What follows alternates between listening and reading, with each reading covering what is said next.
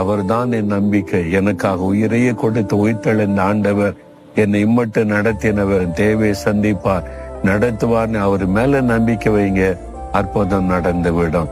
இப்ப உங்களுடைய தவறான நம்பிக்கை உணர்ந்துட்டீங்கல்ல, ஆண்டவர்கிட்ட அறிக்கையிட்டு, ஆண்டவரே இந்த தவறான நம்பிக்கை மன்னின்னு சொல்லுங்க. ஏன்னா வேலை எந்த நேரத்துல போயிடலாமே, பிள்ளைகள் எந்த நேரத்துல உங்களை வீட்டை போய்விடக்கூடுமே.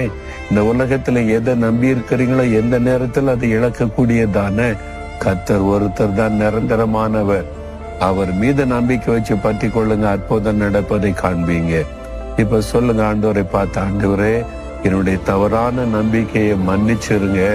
இனி நான் எந்த மனிதர் மீதும் சூழ்நிலை மேல நம்பிக்கை வைக்க மாட்டேன், உங்க மேலதான் நம்பிக்கை வைப்பேன். நீரே என்னுடைய நம்பிக்கை, எனக்காக எல்லாவற்றையும் செய்து முடிப்பீர், தேவைகளை சந்திப்பீர். நான் விசுவாசிக்கிறேன். இயேசுவின் நாமத்தில் ஆமேன், ஆமேன்.